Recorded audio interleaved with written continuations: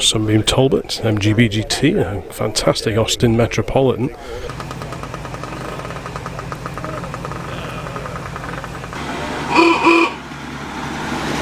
Well, that's two more fire extinguishers to add to the collection. The Singer Vogue Estates, that's a rarity, 1964, based on the Hillman Super Minx. Well, welcome to the Old Classic Car Channel. Today we're in sunny Wem for the vehicles of interest. The Anglia is our vehicle today, and arriving here is, well, is it a modified Green Goddess or a Bedford RL? I'm not quite sure, but how cool is that?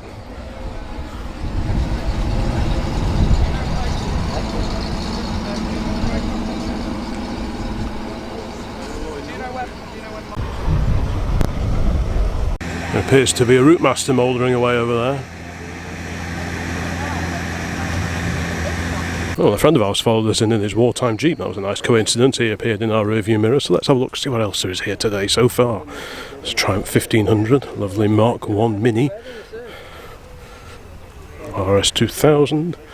Like I said, this is the vehicles of interest, so it's anything goes really. It's mainly classic cars, vintage cars, and a few lorries, tractors, and you get a few more of the more interesting moderns. Cracking little Mark 1 Escort.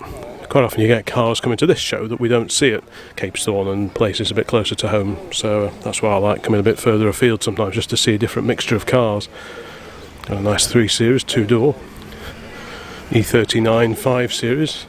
There's an MGYB.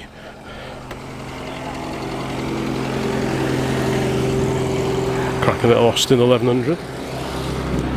8 Series BMW, an E36. Pair of E36s, a pair of E46s, a magnificent Daimler here. Just look at that, what a machine. Got a Sedan Atkinson.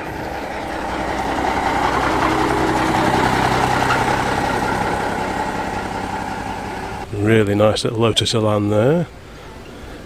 Not sure what this Vauxhall is. Volkswagen MGB GT. Rubber bumper T-Red, same as ours, but this is that's 1977. And a gaggle of minis.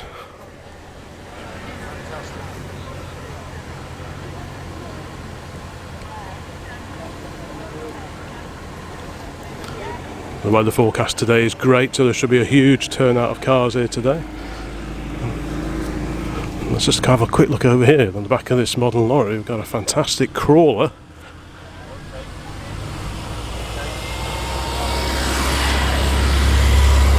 Quite sure who made that one. And some more classic plants on the back. I did do a video about classic plant a long time ago. We were down in Hastings. Ooh, a Trojan. Yeah, I did do a video about classic plants on the beach at Hastings. There was all sorts of crawlers down there, so if you like that kind of thing, do a quick search across the channel and you'll find that particular video. But these smell very oily, which is all good.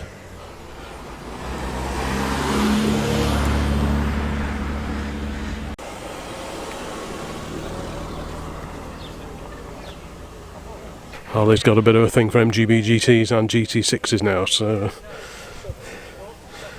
he's all over this bright orange one.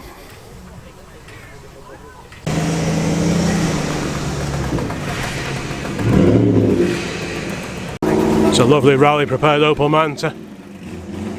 How stunning is that? And I can also hear a race bike. I'm not quite sure what it is.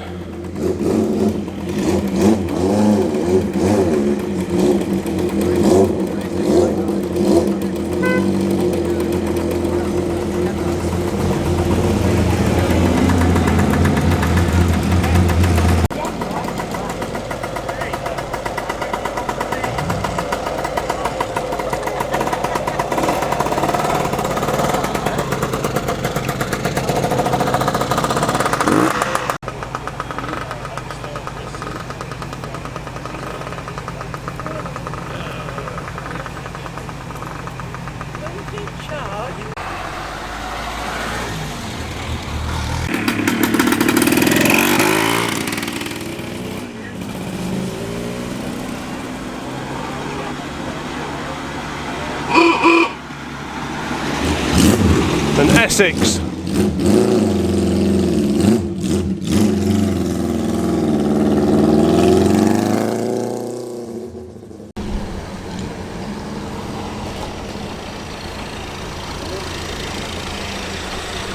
This field is slowly filling up, it'll be full by the time we're done.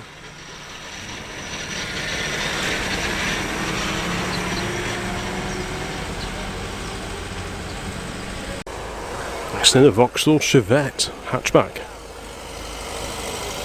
Super clean car, nice interior in it.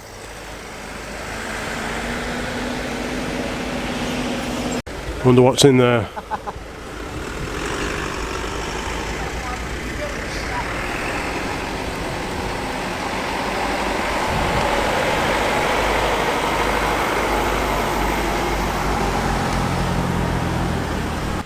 Row 2 is starting to fill up with a fantastic MGYB here. I've seen this one before at Capesthorne and Smallwood, I think. The world's first MGYB. What a cracker that is. Look at the interior in that.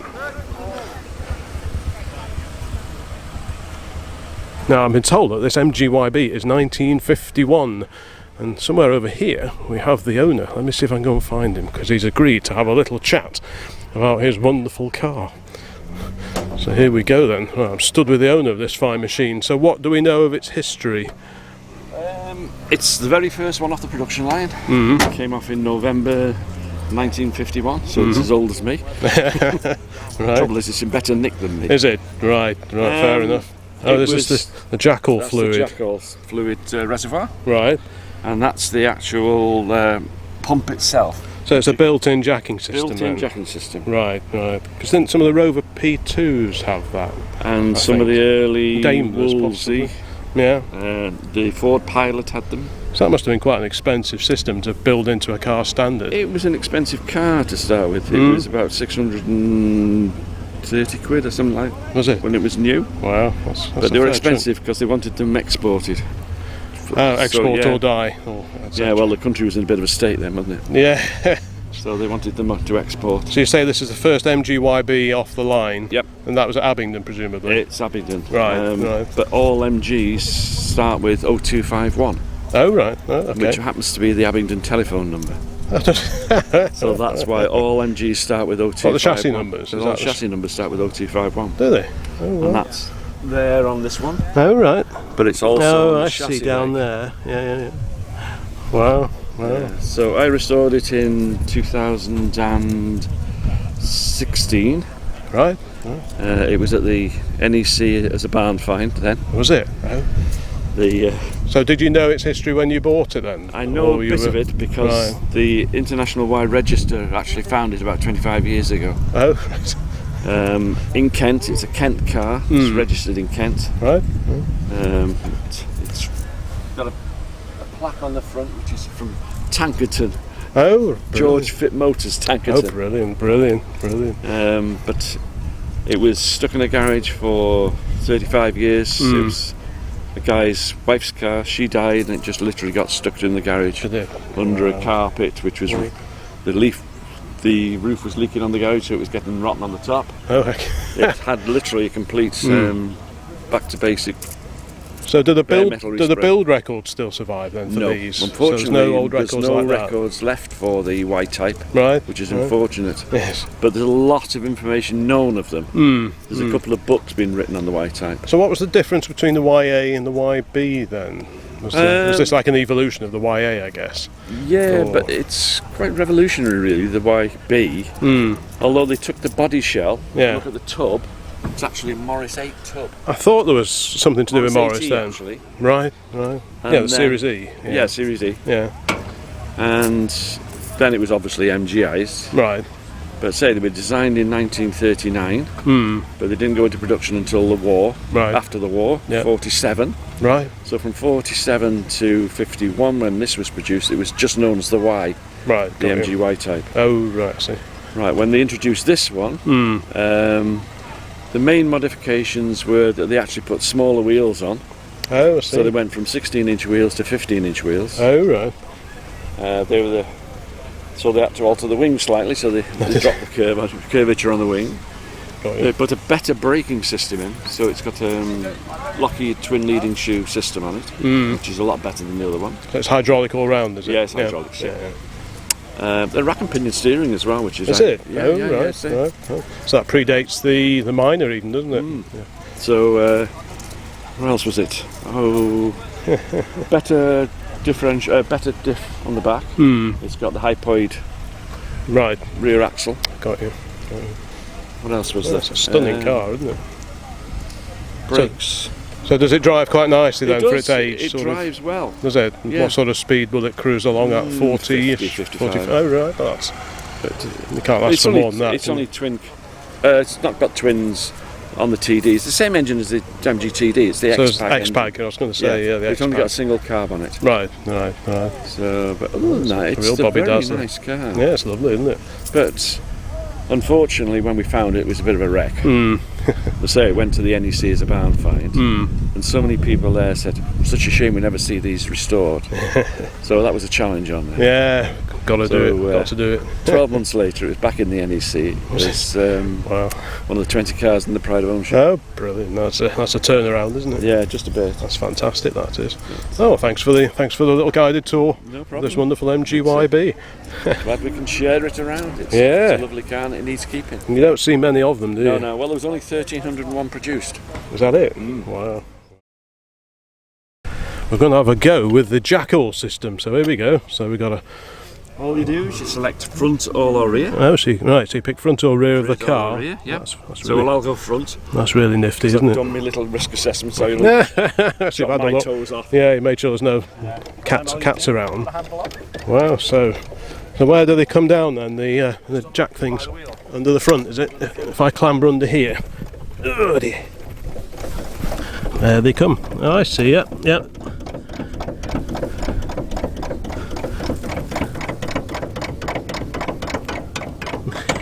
And up she goes.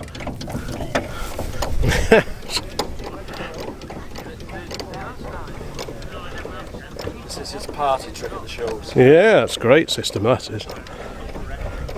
There you go, you can change your wheel, you don't have to carry a cumbersome jack around with you. that's excellent, that is. I love that. That's brilliant, I love that. Anti-theft device as well. Yeah. Jack all of it up and try and get in it. Well, just jack one of the back wheels up or something. Yeah. So it's all hydraulically operated. That's very neat. Thanks for the demo. There's that Manta we saw coming in before, the Ford 1600E. Now,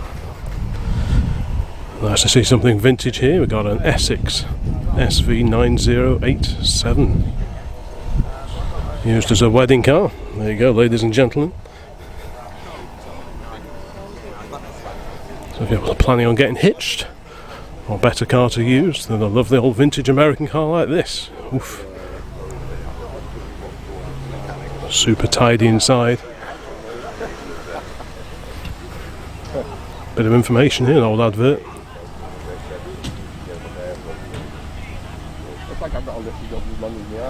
$895 and you could buy one of these.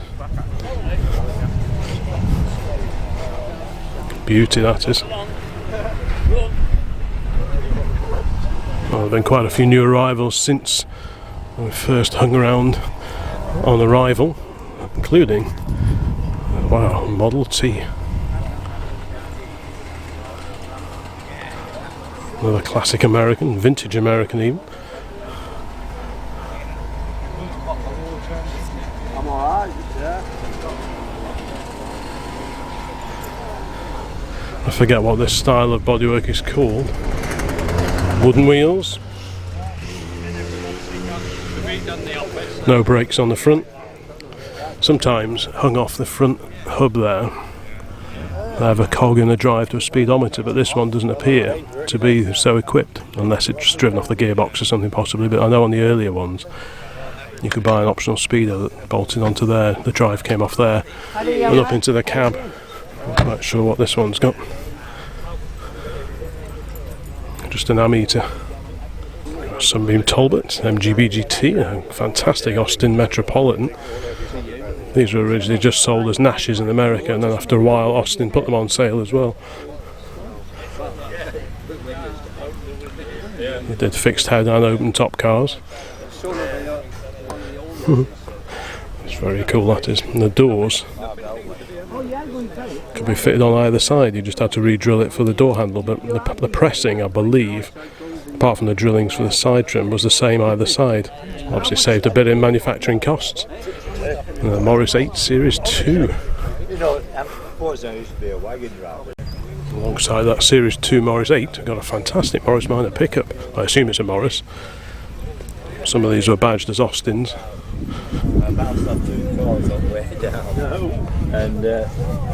Yeah, it's a Morris. Very bonny example, that, isn't it? Let's carry on and see what the classic vehicles are here. Bedford Rascal, we saw this the other evening at Malpas. Brace of Minis. We've seen these two at Combermere. Austin Cooper S, 1966. Lovely. And the SE, oh, that's one of the Middlebridge scimitars, isn't it? So these were based on the SE 6A scimitar of the late 70s, early 1980s or thereabouts, and then Middlebridge took on the rights and produced a few of their own cars. We've got some information here, so let's have a quick shufty at the information thing here.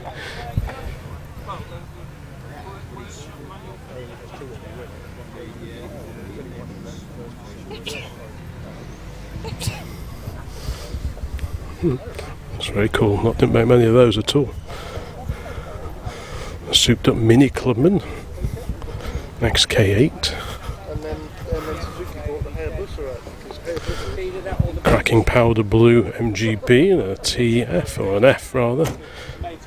Boxster, Citroen 2CV, and a very smart XK140 in black, complete with rear wheel spats, solid disc wheels.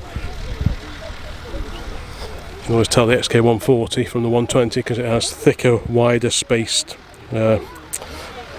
bars on the grille. Plus the badge says XK140. But if it's driving by, that's the first sort of giveaway that you're looking at a 140 rather than a 120.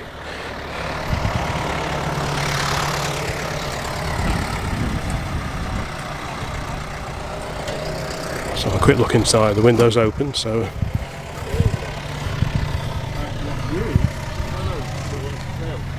well, it was for sale, but they took it off, you see, because I bought and I suspect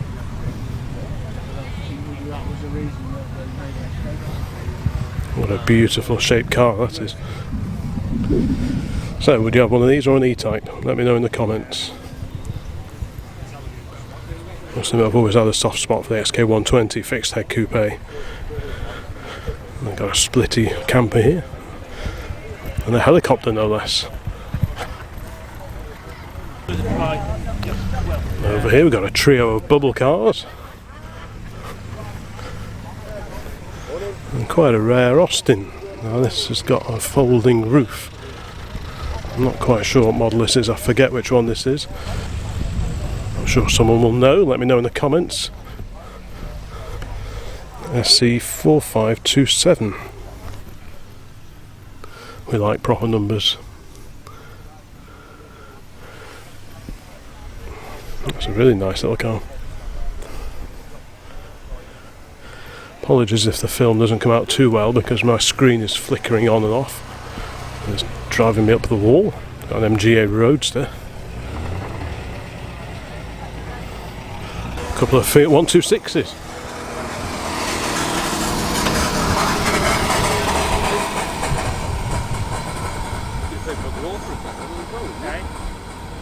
The 83W. Right, we've got those Fiat 126s.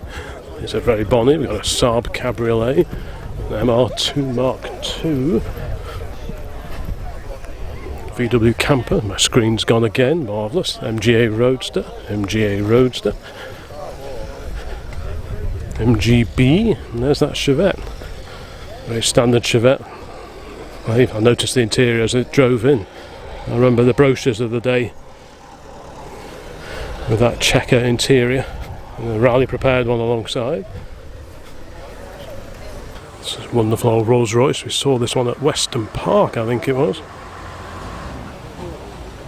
A blue circle cement Foden lorry coming in.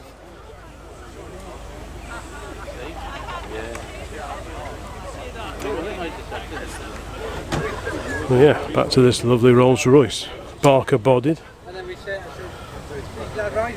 Lady Strickland of Sizer Castle, Westmoreland. Present ownership since 1961. Lovely oldie worldy paint on this one. Just looked after and not resprayed any time recently.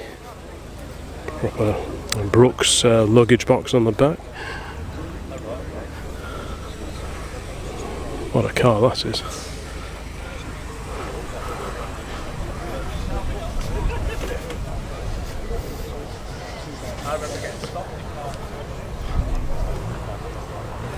Next to that, the Daimler. This is a Conquest. Looks a bit like a Conquest to me, but I'm not too hot on my old Daimlers of the 1950s.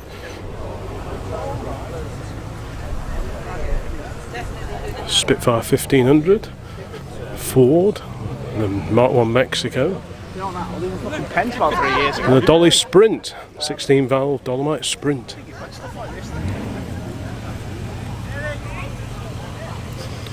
Sort of peering through the window, the old brushed nylon seating.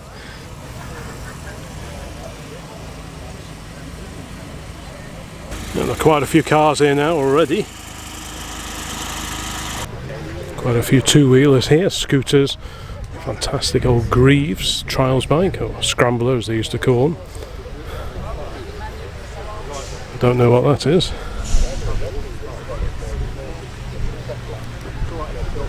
There's that fruity sounding Honda race bike we saw before coming in.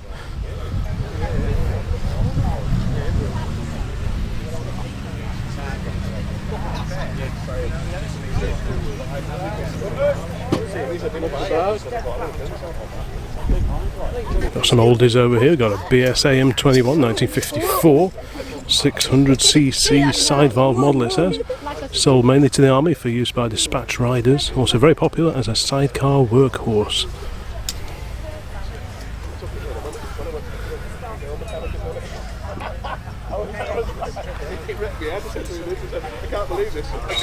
What's this old Peugeot? Proper oily ragger. Guessing this is just post-war.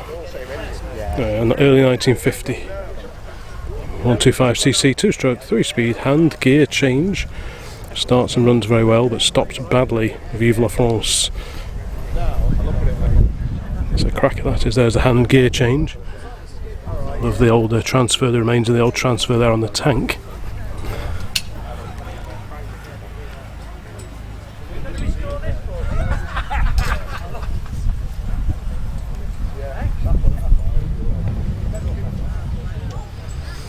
Often get tempted with these old mopeds when you see them advertised. I think quite a few people go over to France and fill up the back of transit vans with these old bikes and bring them over here to sell. There's the original French registration plate. I'm not quite sure what area 78 is. If it was 75 it would have been Paris. It's super original, even down to the old reflector on the back, and probably a little Peugeot transfer down there. Nice original saddle as well.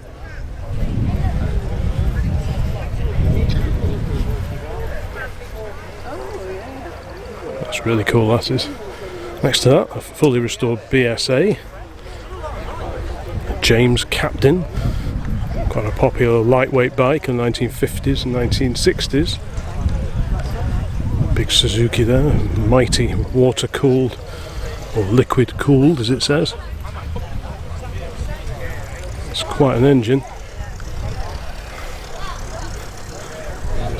Another scooter here.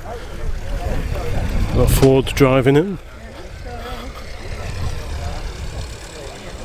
An immaculate Honda 754, the BSA here, another twin. Very nice, an aerial Leda here. Fully enclosed engine with all these fairings on the side, which I guess you'd have to pop off anytime you needed to work on it. These are just little twist fasteners, little, I can't remember how you pronounce it, DZUS fasteners I think they're called. So you'd soon get in there to have a fettle with the engine if it needed it. Wonder how it affected cooling. Obviously the engine's pretty exposed there. Yeah, quite a streamlined machine. We've got a big Triumph and an aerial alongside that. An aerial Arrow. A Honda sort of monkey bike type thing, I'm not quite sure. Don't know. The Yamaha 50, is this what they call the Fizzy? Someone will know their bikes better than me will know.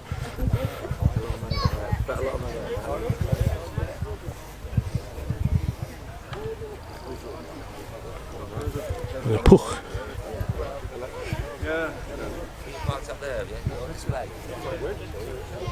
And next to the classic bike lineup, we've got this immaculate Triumph Spitfire showing off its engine bay.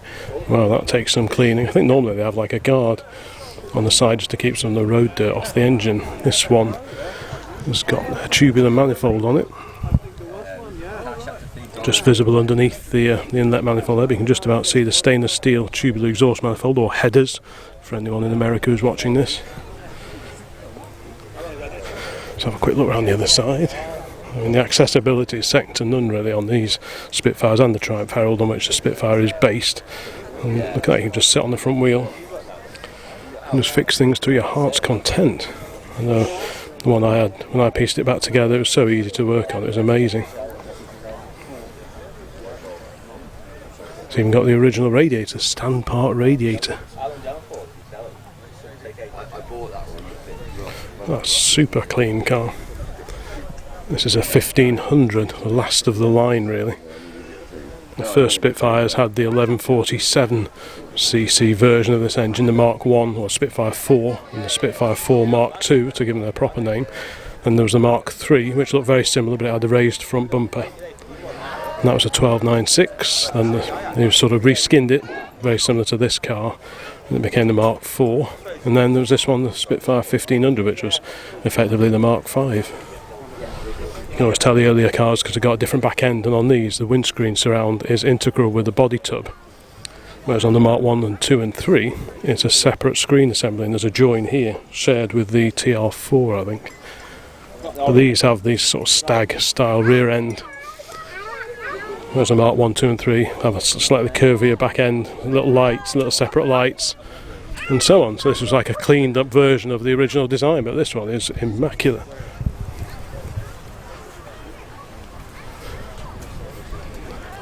Over here we've got a Consul Capri. You don't see too many of these, especially on wire wheels.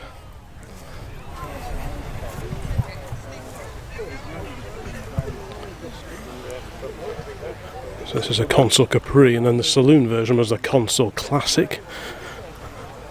Pillarless design, so you wind down the side windows. You've got a very nice light airy cabin, very sort of American influence in this one. Lots of extra gauges as befits this sporty Capri. A little binnacle there with an ammeter, tacho and an oil pressure gauge. There's an old radio just above it. Quite a sleek looking car, I do like these.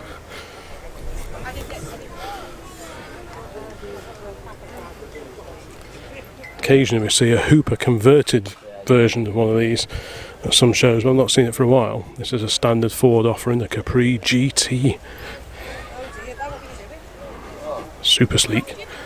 Apparently they were quite expensive cars to build, which may have affected how well they could sell, because they obviously had to hike the prices up a little bit in the dealerships. I don't think they sold in huge numbers, but they were very complex front wings to press, I remember reading somewhere.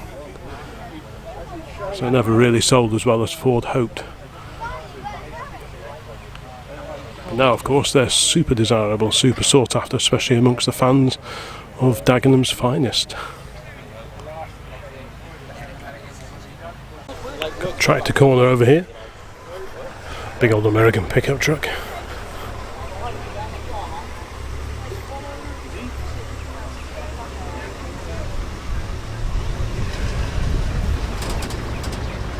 Let's continue walking down here, the new row.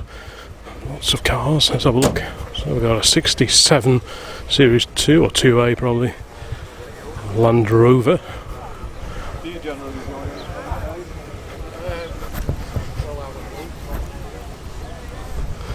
I do like these. quite see myself bombing around in an old Land Rover one day.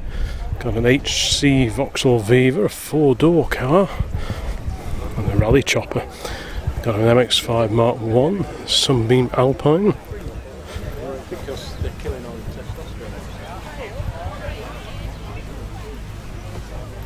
Very nice alternative to the MGB.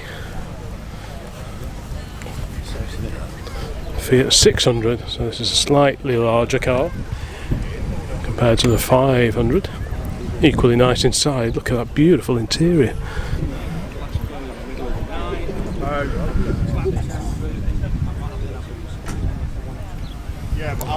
Stunning little car that is.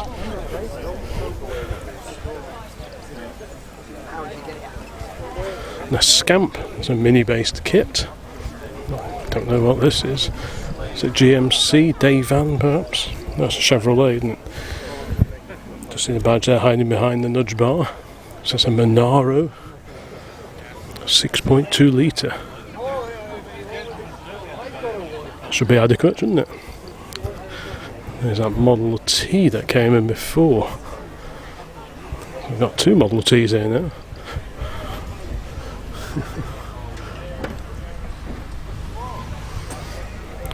Excellent.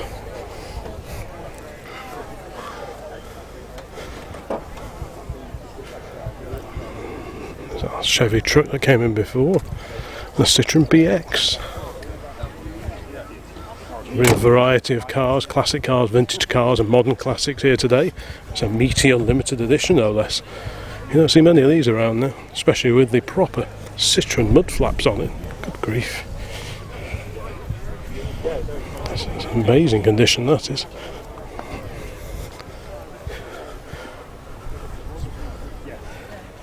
(911), another Alpine,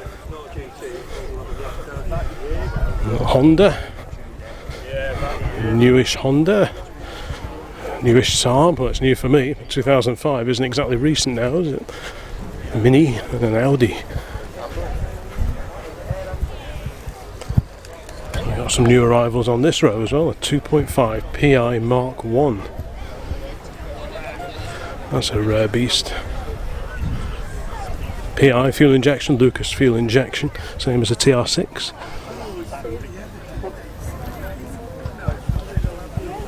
Open the door if you want. I like the wheels, the old Wolf races.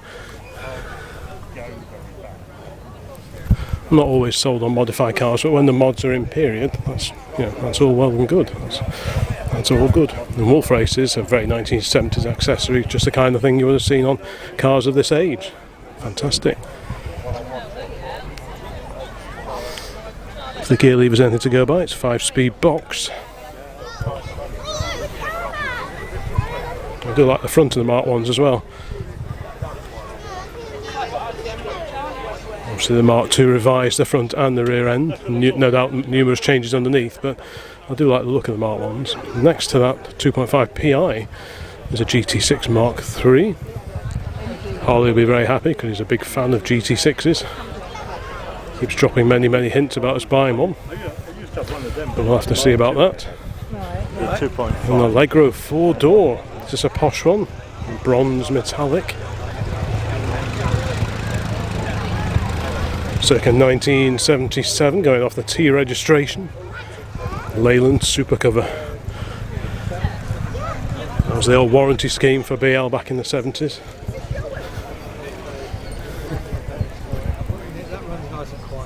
Up and coming now, 80s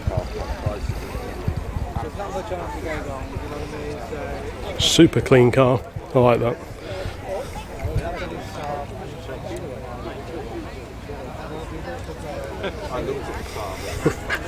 Great stuff. There's always something interesting here. Got a brown Stag Mark II, I think, if those alloys are correct. MGB Roadster, MGB GT. With a recessed grille, didn't do that for very long. And we've got a Herald convertible. I wonder if it's a conversion.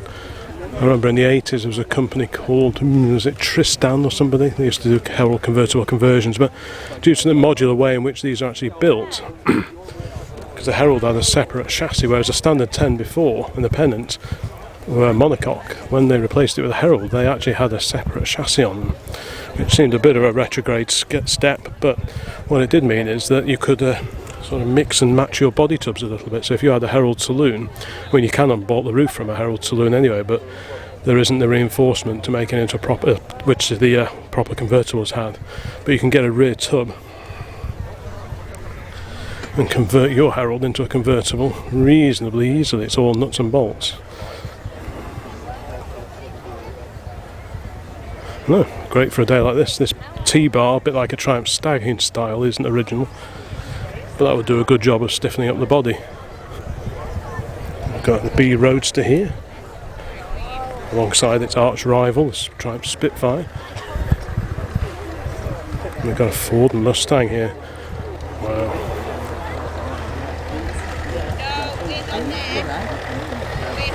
Certainly a very eye-catching machine. And what's this? I'm not even sure about what this is.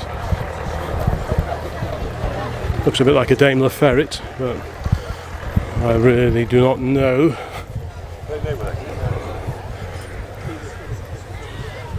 I'm not too well up on military vehicles. I'm not too well up on most vehicles, to be honest, but military vehicles I'm very much in the dark when it comes to what is and what is.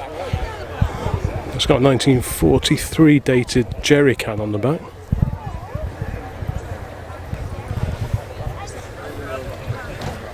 So I'm not quite sure what that is. What's this ammo case on the front? That's dated 1945. No, I saw that one driving in. That was a really groovy looking thing as it drove in.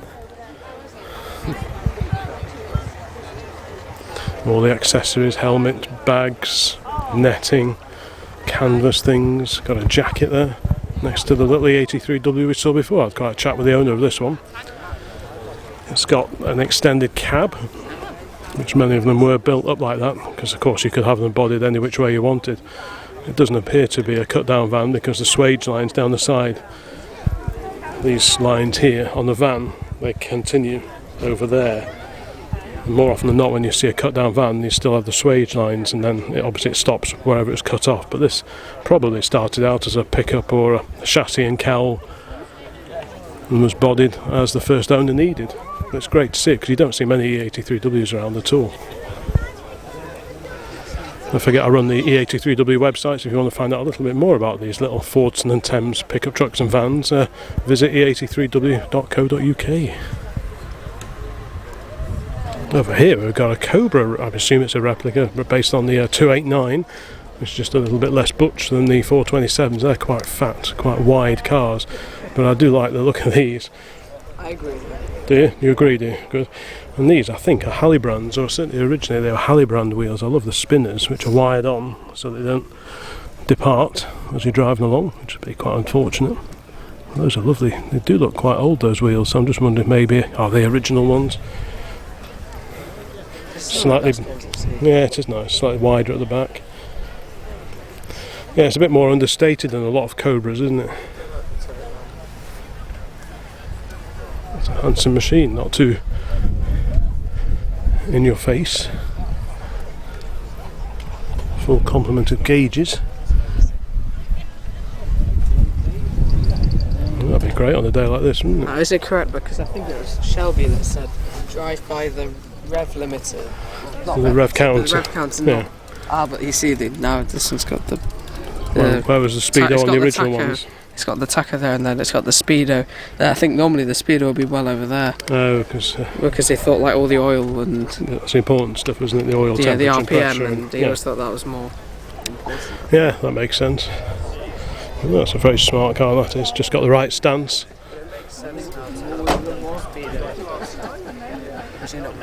Yeah, we'd have to explain to the officers of the law that you're more interested in your revolutions per minute rather than the speed.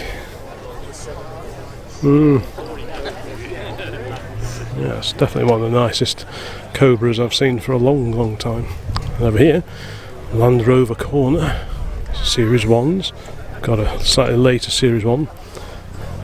The headlights outside of the grille. And this one here, with the headlights, an earlier one, hidden behind the grille. So I'm guessing this is probably 48, which is the first year of the landing. Series 1, that's in 1950. This is the original one, and then in 53. So this is about 49 or 50. The gentleman over there was saying. That's really cool. I like that. Very expensive now to buy a nice Series 1. And on the end here, a Shropshire registered Austin A35. It's obviously not travelled very far in its life because we're in Shropshire now, of course. Powder blue, 948cc.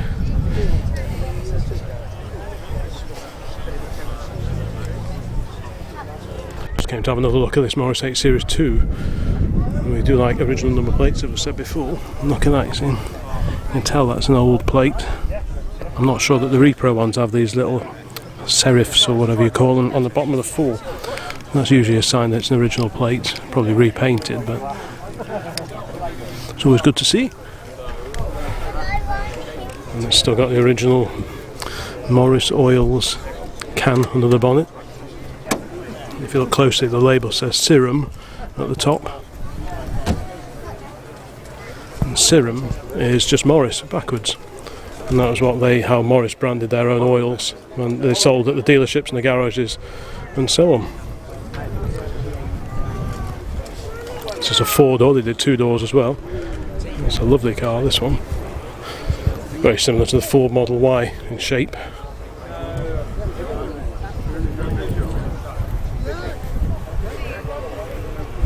It's an immaculate example, this one. Differences between the Series 2, this one, and the previous Series 1. You got the painted radiator surround on the Series 2, like this. And the Series 1 had a chrome radiator surround, and also the earlier car had wire spoked wheels. For the Series 2 they went on to these so-called Easy Clean solid disc wheels. Otherwise there weren't too many differences, I don't think. They all had hydraulic brakes. A little 918, I think, cc side valve engine. That soldiered on into the Morris 8 Series E that came along later, and also the early Morris Minors, the post-war Morris Minors of 1948 onwards, also had the same side valve engine. And it was only the introduction of the Series 2 Minor in about 1952 or 53 when they shoehorned the A30's A Series engine under the bonnet. So that engine had a really long life.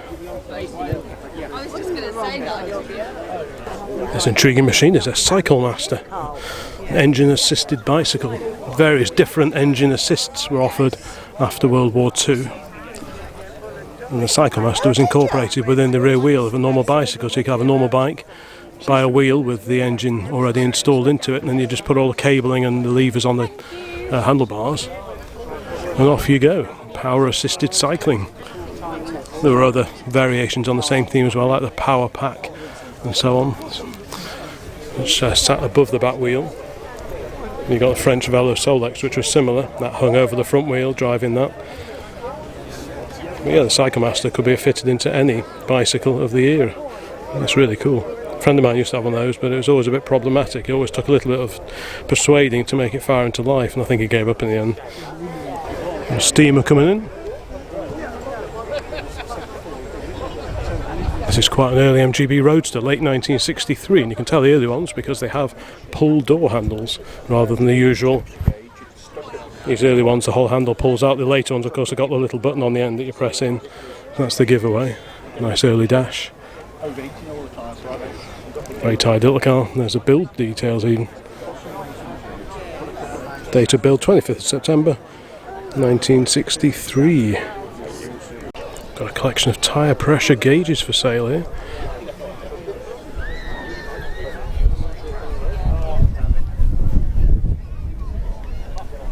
Well, that's 2 more fire extinguishers to add to the collection. Had to buy those. The money's going to charity anyway, the gentleman was saying, so that's all well and good. That's all good stuff. These are quite hard to find. The smaller pumps, the Pyrene fire extinguishers, aren't rare, but these smaller ones are just a bit thinner on the ground, and the brackets are even harder to find.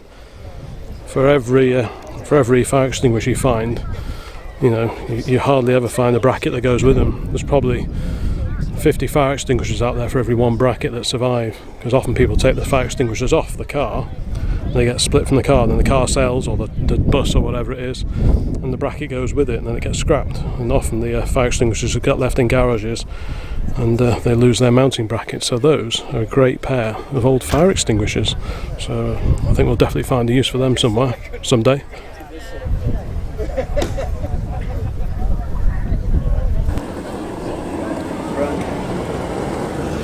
Let's have a closer look at this magnificent Daimler that we walked past earlier on. Bit of information there. Daimler 2.5 litre Special Sports, body by Barker Limited, Coventry, England, 1952. 500 manufactured. This is number 448. Correct to the last detail. Wow.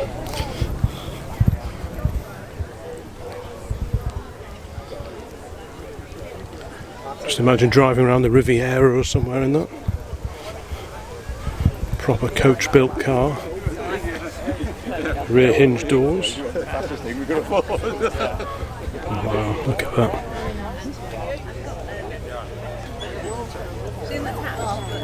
Just an occasional seat there, one occasional seat in the back for a passenger. I don't know what they're going to get in there. I'm convinced they'll get in there. It's really quite something, that is. A real example of the coach builder's art. Of course, being a Daimler, it has a pre-selector gearbox. Well, what is a pre-selector gearbox? Well, there's a selector on the side of the steering column there, and basically the left hand pedal on the floor isn't a clutch. Where is it? Down there. The left hand pedal activates the gear, if you like. So if you were driving along, if you're in, I don't know, top gear, and you wanted to change down a gear approaching a corner, which you often do, then you'd pick the next gear that you want on the pre-selector, but that won't put it into gear. It'll only change into that gear when you press the left hand pedal on the floor, the activation pedal, if you like. I'm not quite sure what the technical name for it is, but basically it's an activating pedal for the particular gear. So it selects the gear as and when you want it. So you pick the gear that you want approaching the corner, and then when you actually want the gear, you just dab the pedal. It's quite a neat system. Quite often pre-war Riley's had the same setup, and most Daimlers well into the 1950s also came equipped with pre-selected gearboxes, as did many public service vehicles. Some of the big old buses, double-decker buses, they are pre-selector boxes for many, many years. It's a very neat system. No, that's a real cracker, that is. We had a quick glimpse at this Lotus Elan as we walked past before, but there's now an information sheet. Let's have a quick shufty at that then. So, Lotus Elan Series 4, fixed deck coupe, 1969. I had the good fortune to find this little Lotus time off after being left abandoned in a lock-up garage since 1985. Amazingly intact and in standard form, but time and damp had taken its toll. 2-year restoration then began with the emphasis on originality, using original parts wherever possible. Now used for shows and pleasure drives only.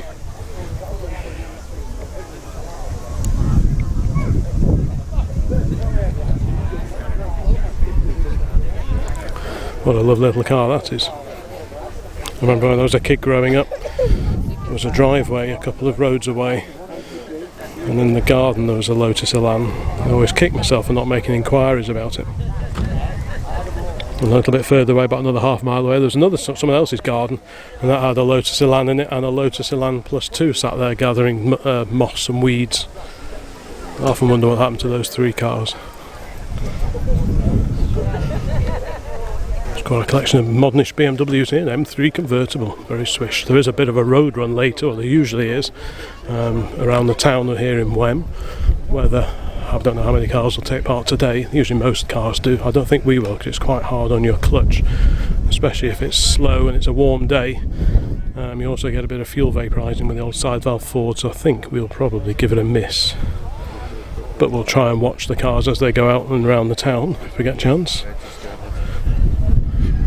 It's actually quite breezy. I mean, they reckon it's going to be one of the hottest days of the year today, well into the mid-30s, but actually it's overcast and there's quite a breeze, so it's actually just a nice temperature. It's not too hot at all. But I think it's probably time to go back to the car and have a quick coffee.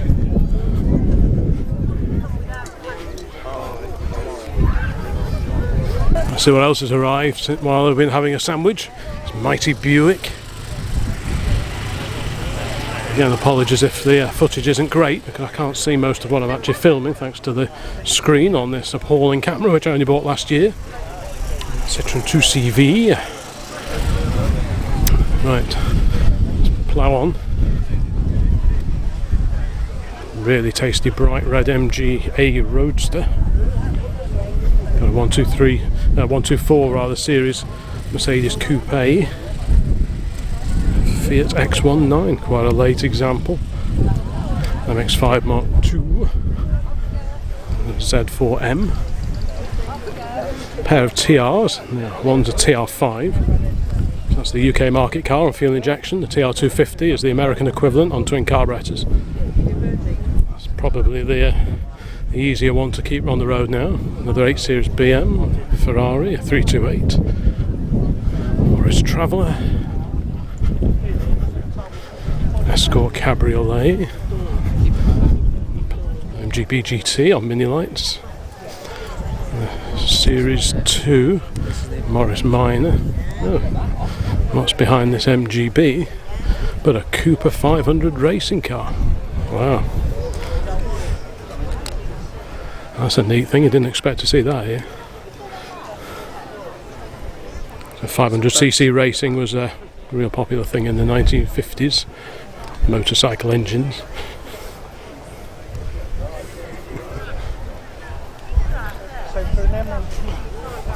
That's really neat, that is.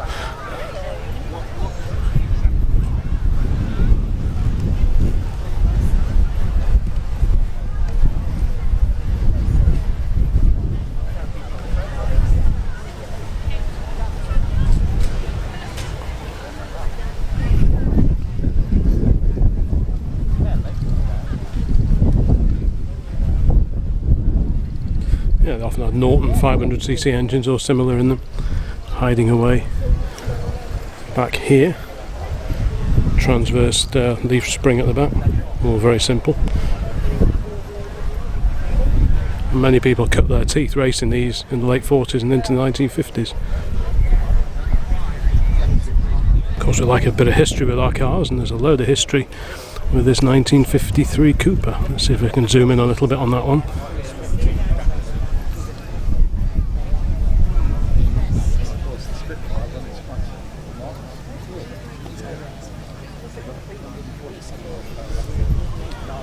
You can zoom in on that, pause the video, etc.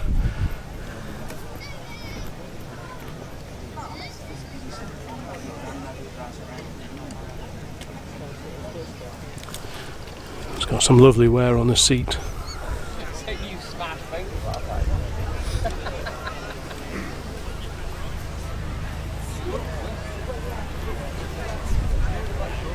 Oh, let's carry on then. So, there's that Series 2 Morris we briefly saw before. So it's a 4-door car.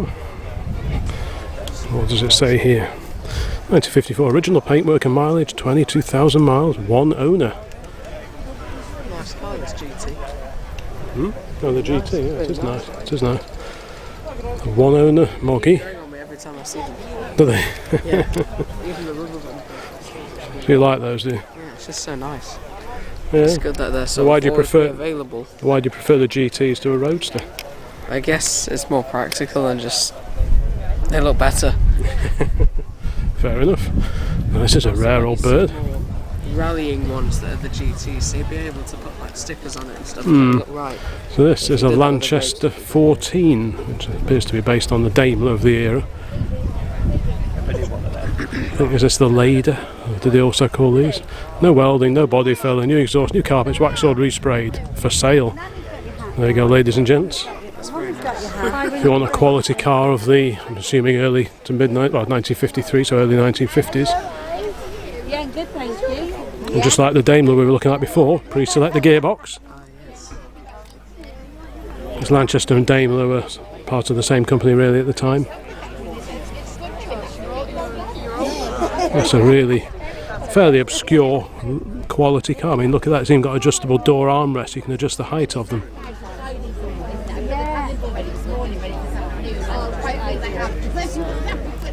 Lots of nice little details on these sort of early post-war, largely hand-built cars. Real beauty, but you can see the shape of it is very Daimler, a bit like that Conquest that was parked over the way.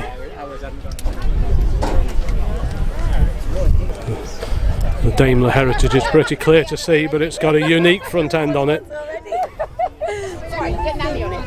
The front end, at least the grille and everything, is pure Lanchester. It's totally different to the Daimler, which was fluted.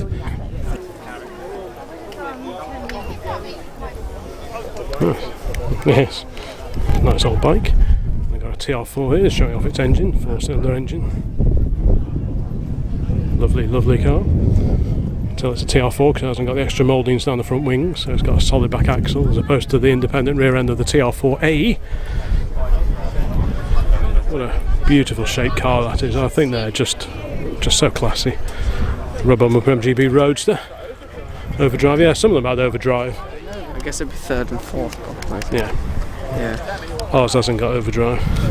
They are growing on me, like even the rubber roadsters. This is a really nice one because it's got the nice knockoff. Yeah, and painted wheel, painted, not chrome. Yeah, it's very smart, isn't it? I think it has to be a bright colour to look good. I don't like dark green. No, we've got a bay window camper here. 911. A rally car of some description. I wonder what the story with this is. Clearly an original rally car rather than a reproduction. Let's have a quick look in the window. It's a Proton, 2002. It's the air. It's when you're going through walls. And there you go, a bit of everything at this particular show. Lotus Elan plus 2. Very, very low front there. I can almost trip over that. A Triumph Vitesse convertible.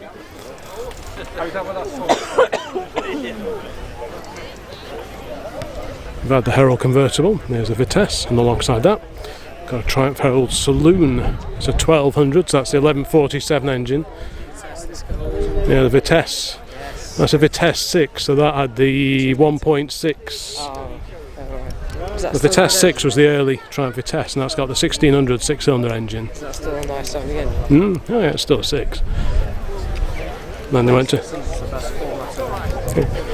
to 2 litre. Yeah, 6s are always good. Got a Mark 1 MX-5 here. Toyota Supra, a Honda Integra or Integra, I'm not sure. Chrome bumper B. Big Healy, an Austin Healy 3000. It's 1964. I like that. Just along here we've got a P5B Rover.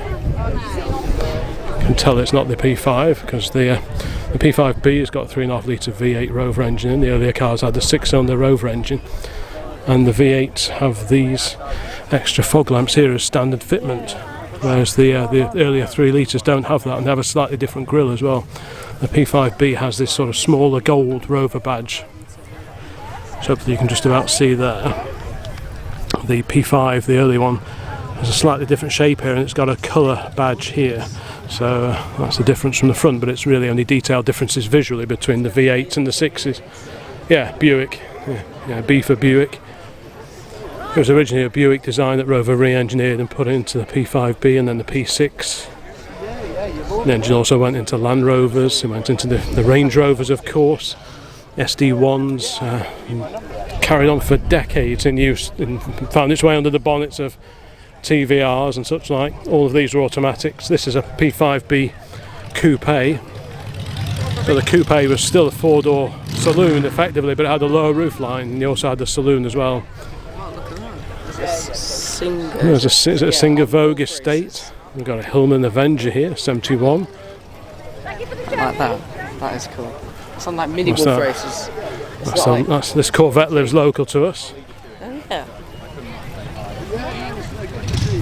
Singer Vogue Estates, that's a rarity, 1964, based on the Hillman Super Minx.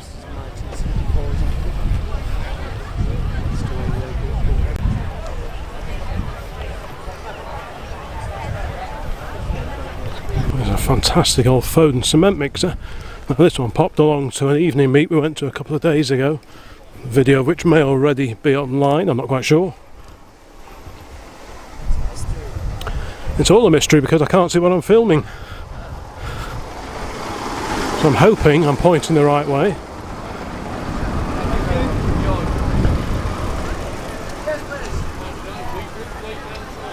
Right, let's see what other old lorries are here. There's always a few.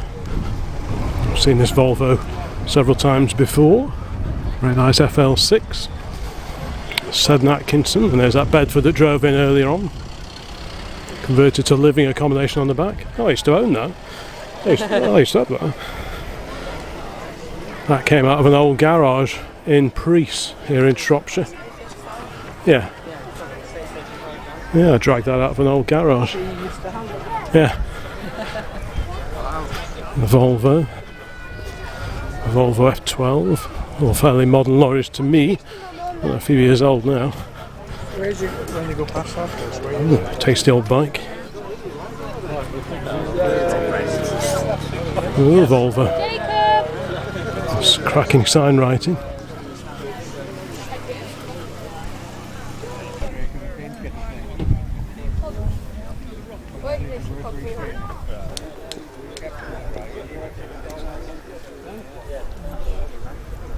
A quick peek under the bonnet of this Model T.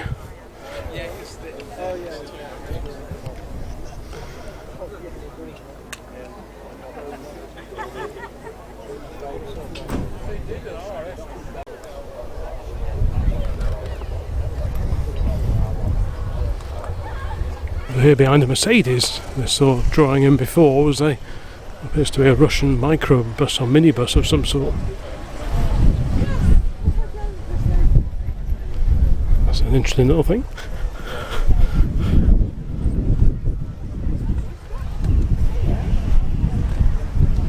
Wow, lots of opening side windows.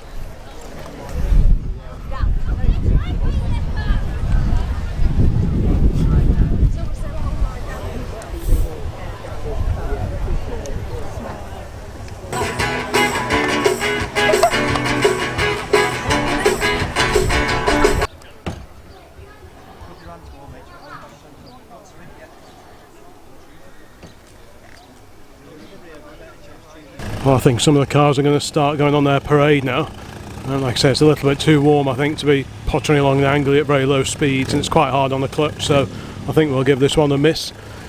So I think once they've gone we'll probably pack up and head home ourselves. So thanks very much for watching this video, supporting the channel and so on, and there'll be plenty more videos along very soon, so bye for now and enjoy the weather.